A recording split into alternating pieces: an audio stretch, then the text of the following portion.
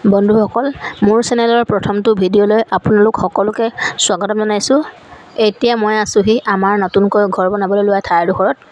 আমি যিডোখৰ ঠাইত বৰ্তমান আছোঁ, ঘৰটো কেঁচা বাৰু, তাতে ঠাইডোখৰ বৰ ৰাস্তা পদূলি সুবিধা নাই। সেইবাবে আমি নতুনকৈ মাটি এটুকুৰা ল'লোঁ। সেই কামটো আৰম্ভ আজি 2 বছৰ আগতে কৰা হ'ল, কিন্তু মোৰ গাৰ অসুখ হোৱাৰ বাবে কামখিনি সম্পূৰ্ণ কৰিব নোৱাৰিলে। বাউণ্ডেৰী ৱাল মাৰিয়ে সামৰিবলগীয়া হ'ল। এতিয়া ঠাইখিনি দ যিহেতু সেয়ে মাটি পেলাবলৈ লোৱা হৈছে। 40 গাড়ীমান পেলাব লাগিব আৰু। এতিয়া লাহে লাহে মাটি পেলাইছে। ল'ৰা, মই, দেউতা গোটেইখিনি ইয়াতে আছোঁহি। চায়ো ভাল লাগিছে, মাটি পেলাইছে ছাঁত বহি বহি।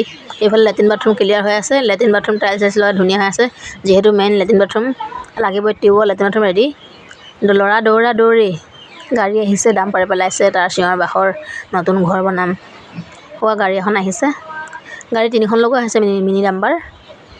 এখন আহিছে, এখন গৈছে, এখন আহিছে, এখন গৈছে, এনেকৈ। আমাৰ আঁতৰে এজন গাঁৱৰে ভাইটি এজন আৰু ওচৰৰে গাঁৱৰ এজন, 3জনে 3খন লৈ মাটি পেলাই আছে। এয়া আমাৰ সূতা চূতা পোতা হৈ গ'ল, 9 কোঠালি ঘৰ বনাব। এইবিলাক সূতা পুতি থোৱা হৈ গ'ল। সৌজন মানুহজন দূৰত থকাজন, তেওঁ আৰু সপোন কি বনাব। কৈছিলোঁ ইমান ডাঙৰকৈ ঘৰটো নতৰিবা, অকণ সৰু কৰা। নাই, নুশুনিলে। আজিকালি বোলে ৰুম বেছিকৈ লাগে, ডাঙৰ কৰিলে। এতিয়া কি কৰে কৰিব আৰু।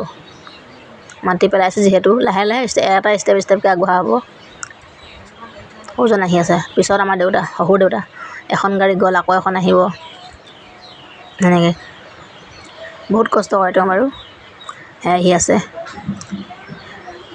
তেখেতে টিচাৰ কৰে বাৰু, শিক্ষক হয় চৰকাৰী স্কুলৰ। কিন্তু তেওঁ চাকৰি কৰা বুলি ধৰিব নোৱাৰে। তেওঁ নাথাকে সেনেকৈ চাকৰি কৰা মানুহৰ দৰে, নৰ্মেল আমাৰ নিচিনা। সকলোকে মিলি থাকি ভাল পায়। লেট্ৰিনটো, আমাৰ বনোৱা লেট্ৰিনটো টেংকিটোত পানী পূৰা জমা হৈ আছে। 10 ফুটমান দ কৰিছিলে, তাতে 5 ফিটমান পানী হৈ আছে। এতিয়া মানে মাটিখিনি ফিল আপ কৰাৰ পিছত মেচিন আনি পানীখিনি উলিওৱা হ'ব। তেওঁ চবফালে চাইছে। মাটি আকৌ JCB আনিব লাগিব, JCB আনি মাটি ফিল আপ কৰিব লাগিব। কামখিনি চাই আছে আৰু। এইফালে পাছফালে চাওক ইমান ধুনীয়া সুন্দৰ পৰিৱেশ। ধানৰ কঠীয়াবিলাক ডাঙৰ হৈছে। আকাশ চক ফৰকাল।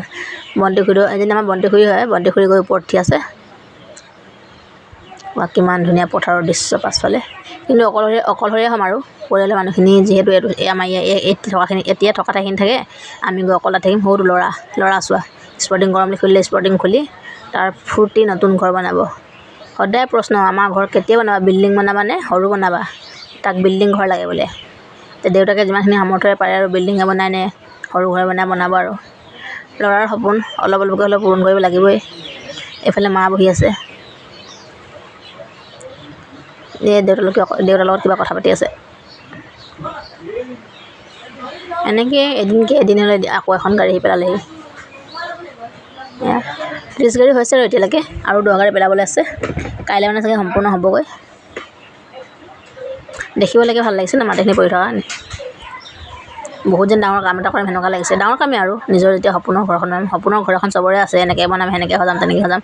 মইতো অলৰেডি ফুলৰ টাব, ফুল পুলি ৰুলোৱেই নতুন ঘৰ সজাবৰ কাৰণে। ডাঙৰে হ'ল। এতিয়া কেতিয়া ঘৰখন সম্পূৰ্ণ হৈ উঠে আৰু। কনষ্ট্ৰাকশ্যন পাৰ্টিটোৱে কৈছে 4 মাহৰ ভিতৰত কমপ্লিট কৰি দিম বুলি। এতিয়া কি কৰে আকৌ। বাজেটো বহুত তেওঁলোকে দেখাইছে। সৌখন এখন গাড়ী আহি আছে।